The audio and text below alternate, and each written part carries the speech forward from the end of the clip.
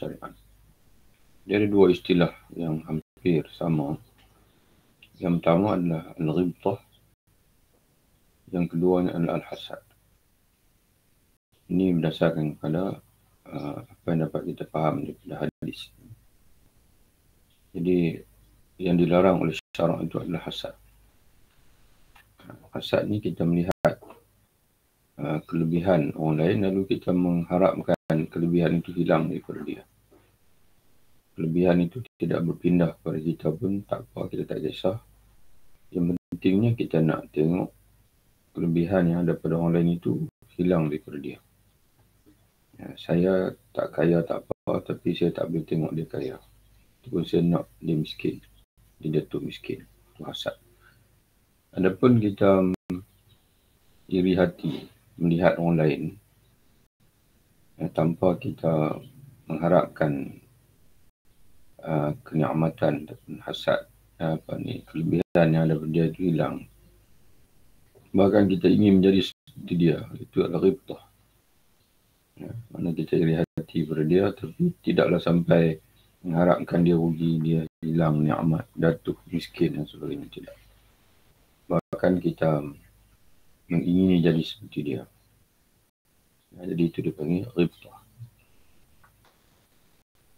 Kita bayangkan seandainya penyakit hasad atau dengki ini telah menyebar luas dan setiap orang yang dengki mulai memperdaya setiap orang memiliki nikmat, maka pada saat itu tipu daya telah menyebar luas pula dan tidak seorang pun yang dapat selamat dari keburukannya. Kerana setiap orang membuat tipu daya dan yang diperdaya. Mana kalau kedengkian ni merata dalam masyarakat, maka semua masyarakat ini akan terjangkit dengan kedengkian ni. Sama ada dia menjadi orang pendengki, lalu dia melakukan tipu daya untuk menjatuhkan orang lain, ataupun dia itu menjadi orang yang didengki, mangsa dengki, mangsa tipu daya. Mana tidak ada yang selamat daripada hasad, daripada akibat hasad, iaitu al-makid, al-kaid. Jadi al-kaid wal-makid. Jadi dalam masyarakat ni sama ada al-kaid, orang yang melakukan tipu daya, ataupun al-makid, orang yang menjadi mangsa tipu daya. Ini kesan daripada hasad itu. Bayangkanlah bagaimana jadinya kehidupan manusia pada saat itu. Jika hasad ini melata, sehingga akan masyarakat ni tidak lari daripada sama ada dia itu penghasad ataupun dia itu dihasadkan, orang yang menjadi mangsa hasad. Teori Marxism, ini komunis lah, Marx, Karl Marx, dibangunkan di atas landasan kedengkian, lalu menimbulkan pertentangan kelas. Seandainya tidak ada kekuasaan negara di negara Marxism, negara komunis, negara yang menganut ideologi Karl Marx itu, kalau tak ada pemerintah dan kekuasaan jaringan intelijen, pasti telah terjadi pertentangan yang tidak akan habisnya akibat penyakit kedengkian. Kerana teori itu maknanya dia bersifat iri hati, mendengki kepada orang kaya. Lalu diingini supaya semua kelas itu sama. Semua kelas dalam masyarakat itu adalah sama. Tidak ada kaya miskin. Tapi syariat tidak begitu. Syariat membuka kepada kerajinan, kebolehan masing-masing. Cuma kalau kamu kaya, kamu mesti tunaikan hak fakir miskin. Zakat, membela orang susah, membantu orang yang kurang upaya dan sebagainya. Jadi insyaAllah tidak ada kedengkian dalam masyarakat Islam. Kerana orang kaya sendiri pun tak pernah membiarkan orang miskin. Dan orang miskin pun dia akan rasa bertuah dengan adanya orang kaya kerana dia limpahan rezeki itu turut sampai kepada dia. Oleh kerana itu, kedengkian merupakan penghancur kehidupan manusia. Sebab kehidupan tidak mungkin ditegakkan dengan kedengkian. Mana tak akan ada wujud kehidupan yang baik selagi mana kedengkian itu ada. Sebagaimana kehidupan manusia terancam punah dengan sebab kedengkian. Demikian pula kelompok, komunitas atau jamaah apapun terancam pecah akibat penyakit kedengkian. Jadi orang dengki ni sebenarnya dia sebenarnya bukan dengki pada makhluk. Sebenarnya dia tidak puas hati dengan takdir Allah. Kerana adanya orang kaya, adanya orang berilmu, adanya orang hebat. Itu semua adalah ketetapan Allah. Allah yang ingin menciptakan makhluknya ini dengan berbeza-beza. Dengan berpasang-pasangan. Ada hidup, ada mati. Ada kaya, ada miskin. Ada sihat, ada sakit. Jadi begitulah kehendak Allah. Jadi orang yang dengki ni, dia lihat orang lain, dia tidak puas hati. Dia seolah-olah menyalahkan takdir Allah Subhanahu Wa Taala. Jadi yang dia tidak puas hati sebenarnya bukan makhluk. Dia tidak puas hati itu sebenarnya ujung pangkalnya adalah ujung pangkalnya adalah tak puas hati melemahnya iman dia kepada Allah dan juga kepada qada dan qadar itu sendiri. Kedengkian inilah juga yang menghancurkan penduduk Madian sebelum ini. Ini terjemahannya kesilapan lah. Allah Alam, biasalah manusia kan. Dalam kitabnya dia sebut hadza alladhi ahlaka ahlal adyani min qabl. Bukan penduduk Madian, ahlal adyan. Dan kedengkian inilah juga yang menghancurkan penganut-penganut agama. Yang penganut agama, mana agama samawi. Min qabl, sebelum. Mana menjadi faktor jatuhnya orang baik itu sendiri. Kerana kedengkian. Manusia baik yang mula-mula jatuh adalah iblis. Iblis dia bukan asal kufur. Iblis dia bukan asal kufur. Dia asal beriman, bahkan martabatnya pun tinggi. Satu ketika dahulu, walaupun dia bangsa dengan malaikat, dia bukan bangsa malaikat, dia bangsa jin. Kerana minal jin adalah iblis daripada jin, kata Allah. Tapi oleh kerana ibadat dia, ketakwaan dia pada satu ketika dahulu tinggi, maka mencapai label malaikat, sehingga kan bila Allah Ta'ala panggil malaikat saja, maka sama macam panggil dia. Kerana dia masuk dalam kelompok itu. Tapi akhirnya dia menjadi jatuh. Keluar, diusir daripada syurga, jatuh daripada langit. Kerana dengki pada Adam AS. Kerana kedengkian, dengki kepada Adam AS. Jadi begitulah juga penganut agama Ahlul Adyan. Penganut Adyan maknanya jamak pada din. Ahlu, penganut agama yang terdahulu. Bani Israel pun sama. Orang Kristian pun sama. Begitulah juga. Dalam Islam pun sama juga. Tak pernah habis. Pada hari ini kita melihat kedengkian berlaku sama-sama kita orang Islam. Itu semua kata Nabi. Kedengkian inilah juga yang menghancurkan penganut agama-agama sebelum ini, sebelum Islam, dan akan menghancurkan umat ini, kata Nabi. Bila penyakit itu dibiarkan berkembang di dalamnya, di dalam umat. Nabi SAW bersabda, Dabba bainakum da'ul umam, qablakum al-hasadu wal-baghda'u, wa hiya al-haliqatu la aqulu al-haliqatu allati tahluqu syar, wa innama al-haliqatu allati tahluqu din. Telah menyebar di kalangan kalian penyakit umat-umat sebelum kalian, iaitu kedengkian, al-hasad, wal-baghdha, dan juga kebencian.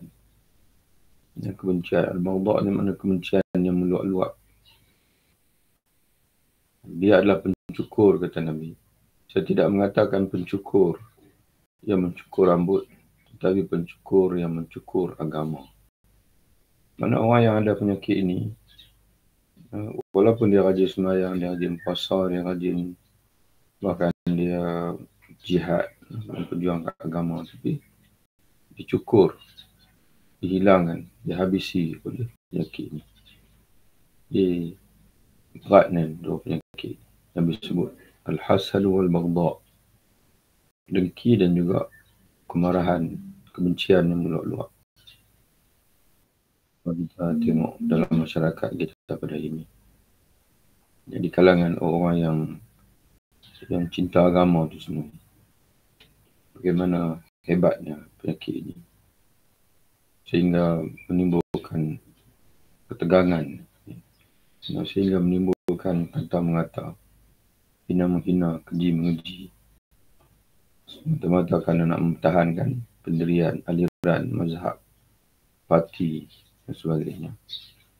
Jadi sebab itu perjuangan tetap perjuangan. Kita perlu pertahankan prinsip perjuangan kita, tapi tidak boleh ada kedengkian sesama orang Islam. Kita anggap mereka saudara kita. Kalau silap, sekalipun saudara yang perlu dibetulkan, kita betulkan dengan kasih sayang. Kita tidak akan mengumpat saudara kita. Dan saudara kita ini bukan orang yang satu parti dengan kita, satu aliran dengan kita, satu mazhab dengan kita, bukan. Saudara kita ini sebagaimana Nabi sebut dalam satu hadis, man shalla salatana wa akala dhabihatana wa istaqbala qiblatana fadzakal muslim.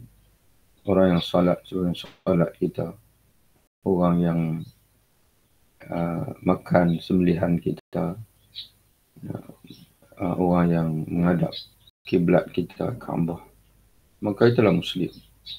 Itulah Muslim, kata Nabi SAW. Hatta Sayyidina Ali radhiyallahu anhu, dia menjadi khalifah, dia ditentang oleh sebahagian kelompok Islam yang tak puas hati dengan dia, termasuklah sahabat Nabi Sayyidina Muawiyah. Begitu juga, mana dia tidak sama lagi zaman pada dengan zaman Sayyidina Umar, Sayyidina Abu Bakar, Sayyidina Umar, Sayyidina Osman. Dia berhadapan dengan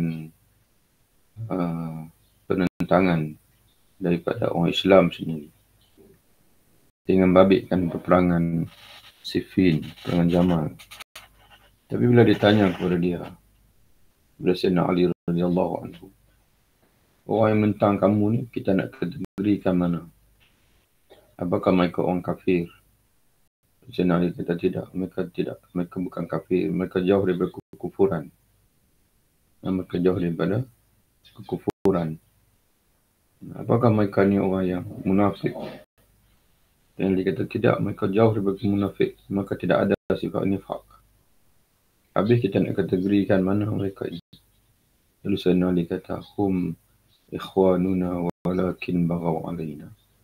Mereka adalah saudara-saudara kita, cuma mereka ni buah. Mereka melampau. Itu hukum buah. Kita tengok hukum buah. Jadi sebab itu Sayyidina Ali radhiyallahu anhu dalam peperangan, dia bertindak sebagai khalifah. Dia cuba untuk meminimalkan kematian. Tapi dia perlu mempertahankan institusi khalifah itu sendiri, menghukum orang yang keluar menentang khalifah yang sah. Jadi sebab itu dalam hidup ini, inilah dua penyakit yang Nabi dah sebut lama dah. Kalau ada dua penyakit ini, maka dia menjadi pencukur. Allah Subhanahu Wa Taala berfirman, dan mereka ahli kitab tidak berpecah belah melainkan sesudah datangnya pengetahuan kepada mereka. Mana berpecah belah dalam keadaan ada ilmu. Allah Ta'ala menyebutkan, وَمَا تَفَرَّقُوا إِلَّا مِنْ بَعْدِ مَا جَاءَهُمُ الْعِلْمُ بَغْيًا بَيْنَهُم. Ahli kitab terdahulu, kata Allah, maka tidak berpecah belah illa min ba'di ma ja'ahumul ilm, setelah melainkan setelah datang ilmu. Kalau berpecah belah kerana belum datang ilmu, belum ada petunjuk Allah, itu biasa. Makna orang berpecah belah kerana kejahilan. Tapi yang luar biasanya ahli kitab ini, mereka berpecah belah setelah datangnya ilmu pada mereka. Mana mereka ada Taurat. Yang kitab Taurat itu berada bersama mereka. Habis puncanya apa dia? Kata Allah, baghyan bainahum, kerana kedengkian. kerana kedengkian, kerana iri hati di antara sesama mereka. Dan itu menjangkit sehingga kepada faktor penolakan mereka kepada Muhammad SAW. Mereka yang beritahu orang Arab, mereka yang beritahu sama-sama mereka, Nabi akhir zaman sudah hampir. Nanti bila datang nanti kita kena beriman dengan dia. Tiba-tiba bila datang sungguh Nabi akhir zaman, Nabi Muhammad SAW, mereka lah orang yang paling kuat menolak. Orang-orang Arab yang jahil dulu, yang tak pernah menganut mana-mana agama samawi, mereka beriman Nabi Muhammad SAW. Tapi mereka pula yang mengetahui kedatangan Nabi Muhammad, mereka pula yang menolak. Sebab apa? Sebab kedengkian. Kerana Nabi Muhammad SAW itu daripada bangsa Arab. Bangsa Arab, mereka mengharapkan Nabi akhir zaman pun turun daripada kalangan mereka Bani Israel. Itu berat. Sama juga dengan Iblis.